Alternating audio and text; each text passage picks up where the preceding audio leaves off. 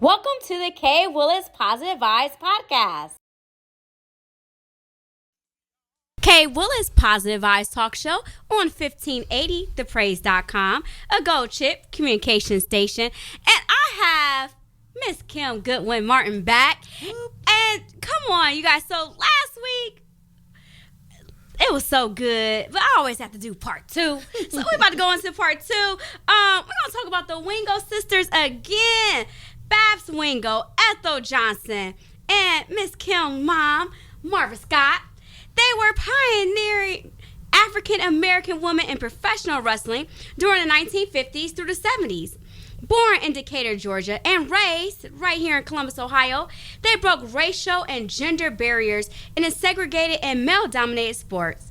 Babs Wingo was the first, y'all hear me, the first black woman to enter the wrestling ring, followed by her sisters Ethel Johnson and Marva Scott. Ethel Johnson became known for her speed and agility, while Marva Scott wrestling under various ring names, including African Black Cat and African Lioness Princess. Come on now. Was recognized for her strength and charisma. Together, they not only entertained audience worldwide, but also paved the way for future generations of female wrestlers. Their contributions were honored with inductions into the Women's Wrestling Hall of Fame in 2023. Okay, and then they also have a movie on Apple TV called Queen of the Ring. Queen of the Ring, or the Ring, and then also Netflix, they have a movie and it's a documentary and it's called Lady Wrestler by Chris Bournier. The movie Queen of the Ring is about Mildred Burke, but it actually features my family in it. It's a good movie, both of them. Check them out. Good family movies. Very good family movies. And I'm not saying that because I'm biased. I actually watched the movie 5 times, so I'm a very good critic. Yes. So it's a good movie. You guys want to get down, sit down, get that popcorn, and have a nice movie to watch about something that people just didn't know about. Yes. Who would have known that there was a millionaire female athlete in the 1950s and 60s? No one. Right. It was like they tried to bury her story. They tried to bury all of their stories, yes, really. But we're not doing that. We on the history. We need to know our culture tip now. Well, that's what we're on. Definitely. And we're going to speak it. They're going to be on Long Street. Yes, ma'am. We are speaking that. Miss Kim already have the location ready. I sure did. So you guys know you heard it here first. That's right. On the K. Willis Positive Vibes Talk Show. But yeah, they're continuing to make history. And we're going to talk about some more about the back history. Some of the times it wasn't as pretty. Let's go ahead and talk about that. Well, listen, you guys have to remember it was during the 1950s and the 60s and the 70s. Yes. Okay, so the civil rights movement was just beginning. And it was, beginning in the 50s, but it was a lot of desegregation and things like that. So when they would go places down south, they were discriminated against. They had to stay in black housing, and there were even times where they got ready to wrestle. And one particular story that my mother told me about was when she was getting ready to wrestle, she looked out the window and they could see that all of the black patrons were being turned away. So she hollered out the window and said, "Hey, where y'all going?" And they told her they're not letting us in because we're black. And so they let the white patrons in, but not the black ones. Well, by that time, my mom and my Aunt Ethel were calling the shots, right? They were the headliners. So they said, we refuse to wrestle because we're not doing that anymore. We're not wrestling just in front of an all-white audience. So you let them in or we are walking. Now, if they were going to walk, it would have been an all-out riot because the promoters had already collected money and all of that. But my aunt heard them say, we're going to kill them when they're done. So what they ended up doing is they wrestled. And because they understood, even though they were young, 16, 17, 18, they was probably about 20, 21, 22 then, they understood the game. So they knew that they needed to have what we would call a handler. Okay. So when they were up north, they would have a black guy that would drive them around. His name was Mr. Carmichael.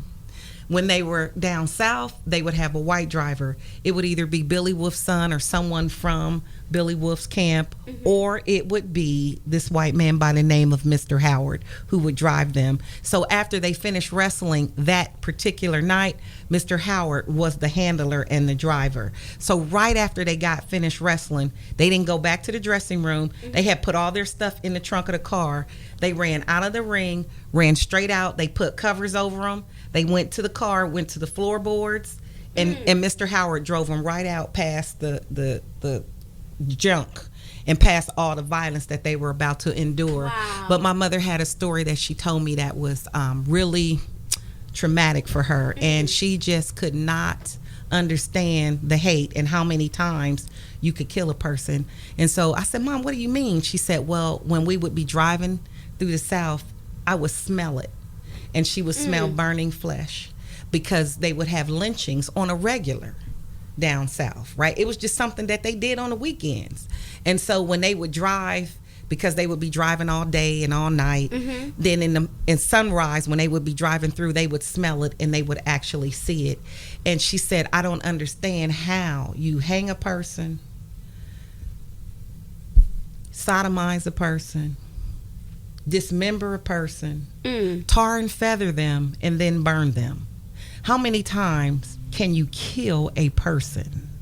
And my mother just did not understand that hate, and just, that was very scary.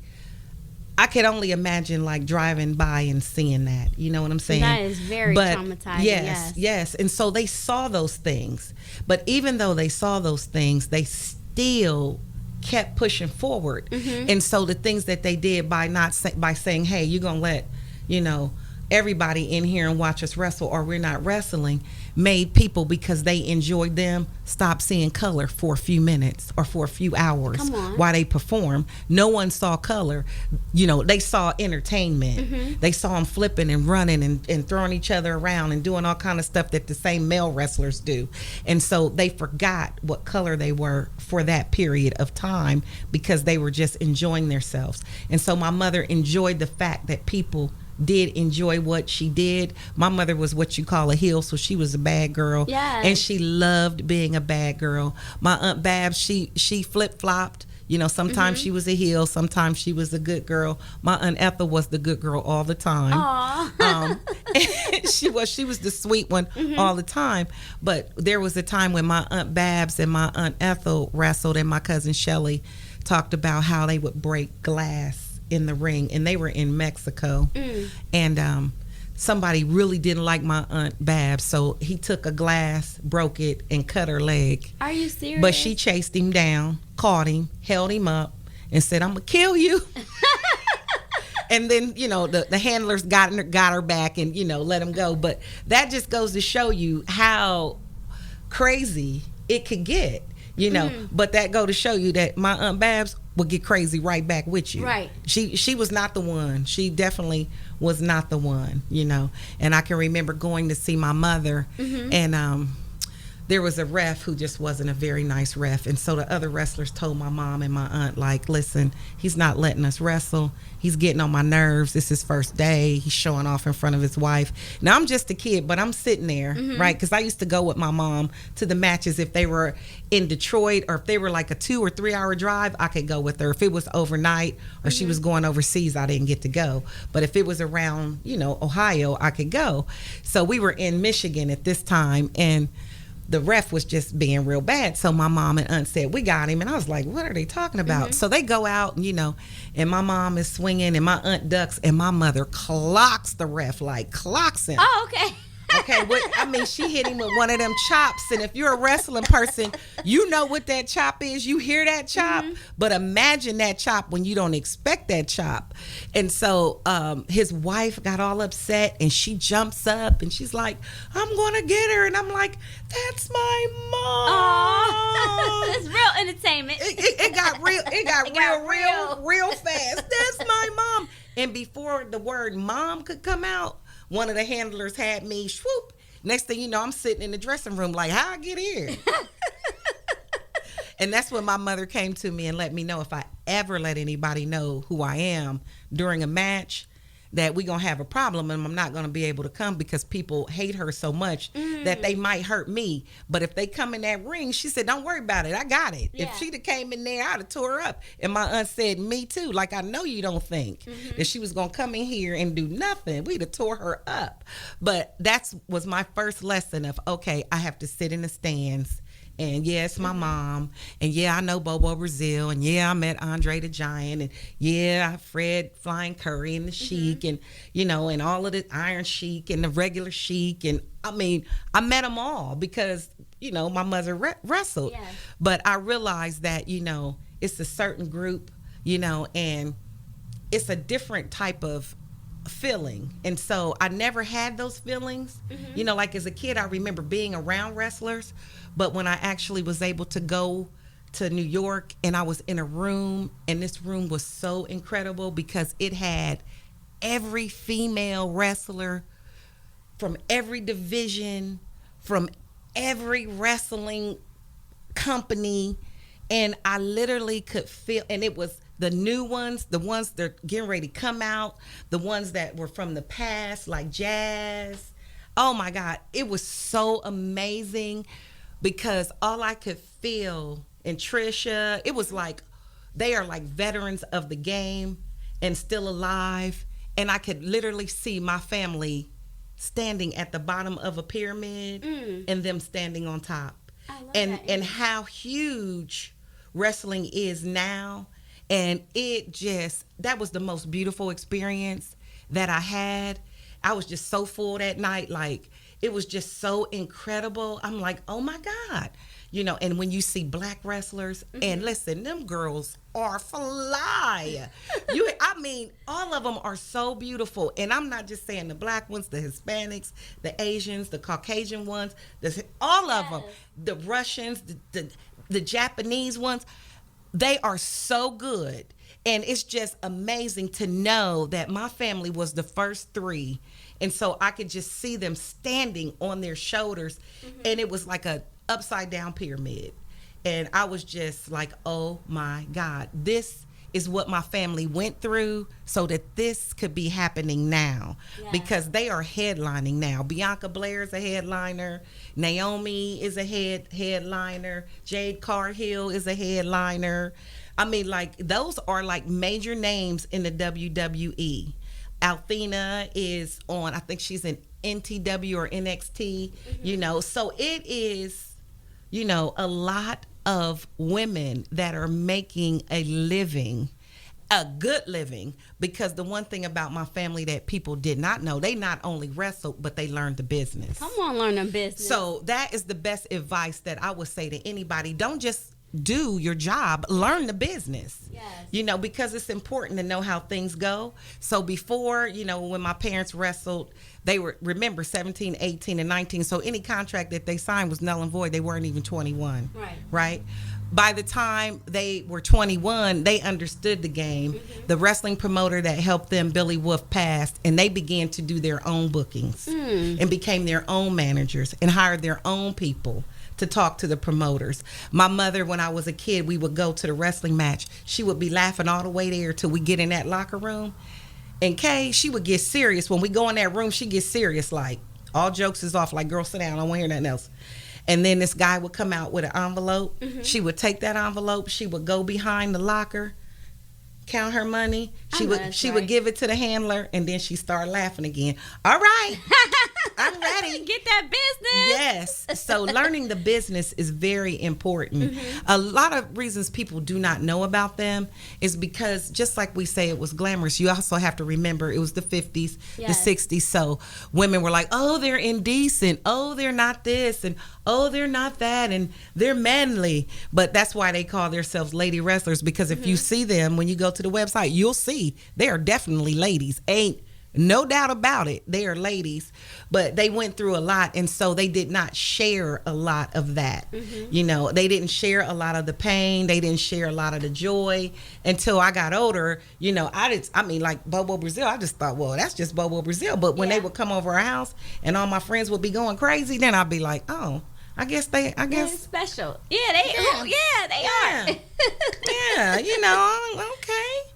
So so that is the one thing that we always want to think about is not, control your narrative. Yes. Learn the business. Learn the business. Yes, because they had to be paid in cash. Remember, no checking accounts. No Zelle, no Cash App. None of that. None of that. None of that. They weren't taking no checks back then neither, because where was they going to go cash it? And it probably would have bounced. Right. They couldn't even have a bank account. So, and my mother was married, but no one ever knew. All of them were married. Well, my Aunt Babs, she decided to stop. She got married and had her kids, and, she left the business. But she was also a trainer, so she helped train a lot of the wrestlers as well. Like I said, they learn the business, And my Aunt Ethel, she retired.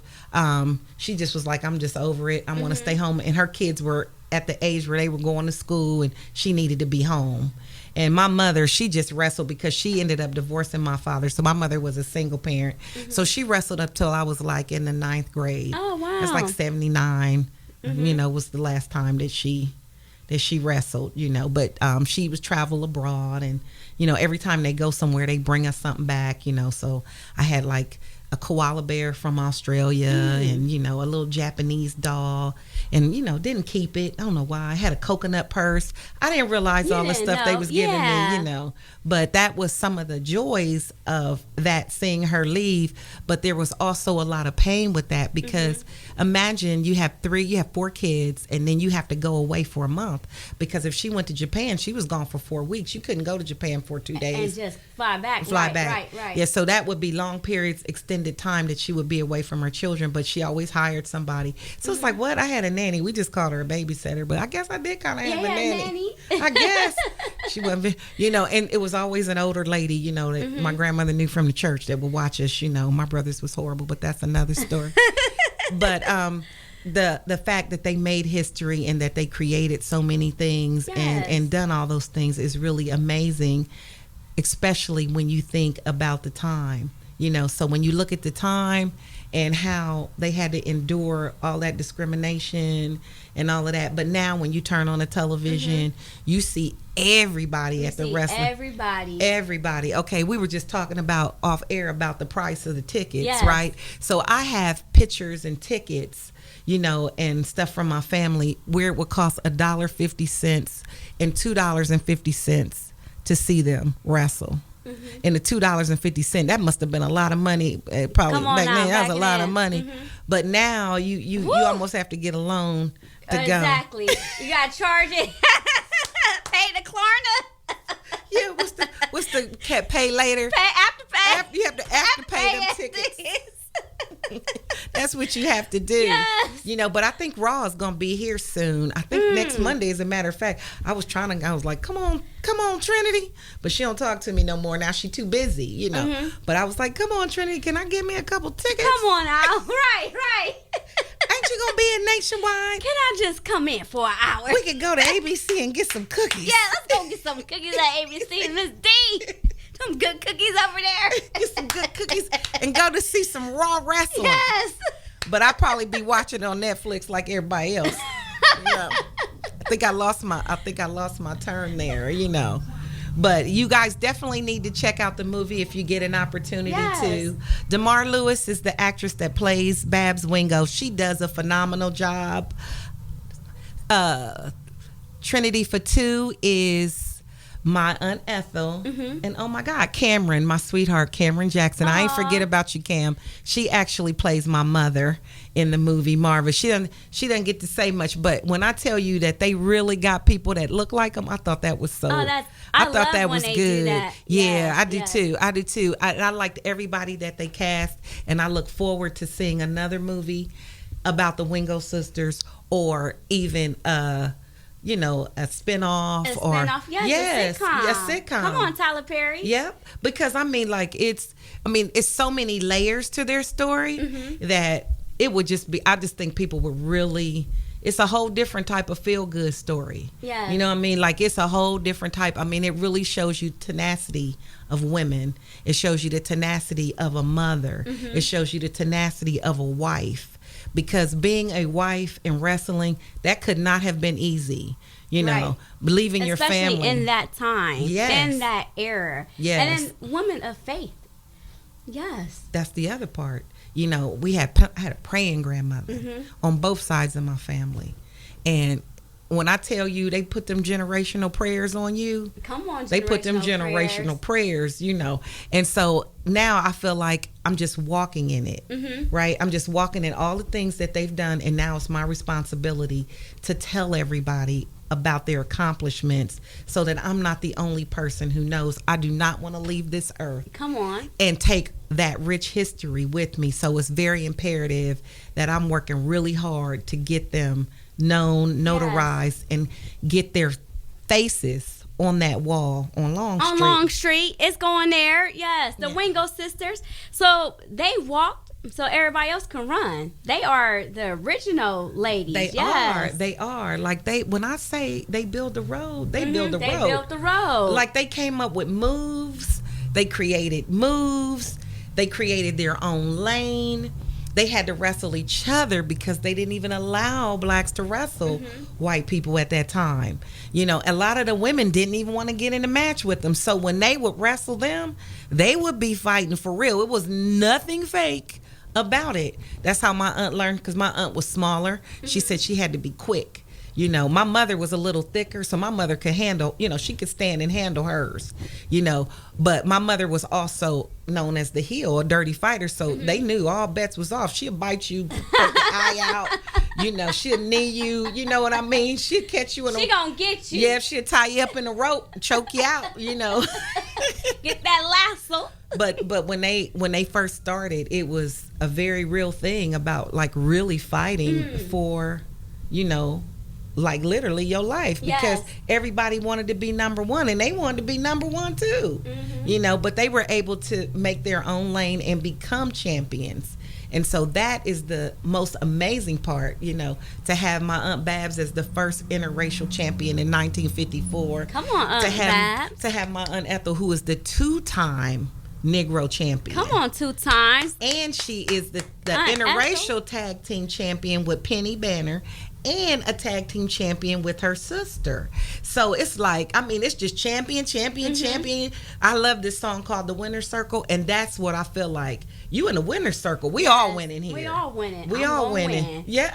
The song right before our show comes on, Pastor Mike Jr. winning. I'm gonna win. You gonna win. Everybody around me winning. That's right. Yes, that's exactly right. Yes, and that's what it feels like, you know. And so now I know that they're in heaven smiling, and I know that my Aunt Babs is like, man, that Kim, I'm so glad she fussing. You know, I didn't know she had it in her, but she making sure I get my flowers, because my Aunt Babs did not get any flowers, and she needs her flowers. Absolutely. Okay, and so we want to make sure they all get theirs, but I wanted to make sure she got hers because in 2022 the WWE made a huge mistake. They actually put my Aunt Ethel in the Hall of Fame, which was fabulous. Yes. Except they said that she was the first black female wrestler, and then they had my Aunt Babs picture behind her. And I was like, no, that's wrong. That's wrong. And then they said she was known for the standing drop kick. She created the standing drop kick, but then they had a whole nother wrestler in the clip doing the standing drop kick, and it was Sandy Parker. Rest in peace, Sandy Parker. Rest in peace, Sandy Yes, Parker. but she was not Ethel Johnson doing the drop kick. She had this big afro. We were like, whoa, you know. So after that, we said, okay, we got to let them know we're alive. Yes. We're here, you know. So like I said on part 1, when they was making that movie, I was like, we're not making no more mistakes. Come on now. Well, we're not doing none of that now. We're going to make sure that, you know, that some of this is true now. Yes, I mean, like, you know, y'all got, y'all got to be put some respect on it. Name. And so that movie gave my Aunt Babs her respect and showed her position. And, you know, that right there was like, whoa. That my aunt was like, I'm going to stay here and you two can go there, but I'm going to be the first to wrestle for that interracial championship. And she won it. And if you watch wrestling, can you imagine wrestling for 1 hour and 3 minutes? Oh my goodness. No. Wow. One whole hour. Crazy. Just crazy. But now, you know, I mean, my daughter loves it. She watches it. You know, she'll watch it on YouTube. She watching old stuff. When I went home today, I was watching, and Bianca Blair was in against somebody else. And them girls was flipping, back bending, standing up on the top rope, jumping. And this the real. Yes. This is real. Yes. I'm like, do that thing. You know, because you do it and they do it with so much grace. You know, I just know if my mother was here, she'd be at everything talking about, look at them. Y'all go, girl. She'd probably be walking them in the ring. Yes, that'd be so cute. Because she loved it, and she was writing a book called I Wrestled with My Sisters before she passed. You know. So are you guys going to finish it? Or? Well, she only had like a couple excerpts in it. Okay. And you know how things are when you give them to people in the family. Yeah. And then I've been waiting to see it and waiting to see it and waiting to see it, and it's in storage, and it's probably gone. Oral. It's the oral book is coming. It's on right now. Part 1, part 2. That's it. And Kim. see, that's what God says. I ain't asking him to tell the story. I need you to tell the story. And so He's put me in this position. Yes. And believe me, I'm telling that story to anybody want to listen. So if you want to know more about them, check out my website, www.thewingosisters.com. You can check me out on Instagram, the official _ Marva Scott Lady Wrestler. Check us out. I've got a lot of posts and different things, and you can see the things that they've done and see some of their history and see how much they made, and you know, and hear some of the great stories that they have to say about them. Natalia, who's a wrestler now, they call her Natalie, sent me some pictures of my aunt and a check, but she didn't show me how much she made. But that just lets you know that back then they was really doing it, right? And so my aunt was real trustworthy when it must have been in the late 70s when she got them checks, because my mother wasn't taking no checks. I know, that's right. Cash is king. That's what she said. Yes, come on, cash is king. Yes. Well, thank you so much again, Miss Kim. I love it. My family is my brother loved wrestling, and it's so crazy. His kids love it too, and my niece, she probably gonna. I need you to meet my niece. I will meet anybody. She probably would be like the Wingo Sisters, because she loves wrestling. She's a girl wrestler. Listen, I wish I had some family members that could take on these wrestlers right now. Like, come on, I need y'all to go get our family's championship. But none of my family, none of the younger people in my family are takers. Oh, my niece might be. If she's 6, she'll be 7, November 24th. And she loves wrestling. She's a wrestling girl. So thank you so much for having me on. You're welcome. Thank you again. I can't wait for you guys to listen to the interview again on the K Willis Positive Vibes podcast on YouTube. And if you want to be a sponsor of the show, you can always reach us at K Willis Positive Vibes Talk Show at gmail.com. And thank you for tuning in to the K Willis Positive Vibes Talk Show on 1580thepraise.com, a Gold Chip communication station. Please like, share, and subscribe to the K Willis Positive Vibes podcast. Thank you for tuning in to the K Willis Positive Vibes podcast. Please order my book, The Principles of Overcoming Life's Obstacles, a 31-day journey to positive living, available on Amazon.com. Until next time, stay positive.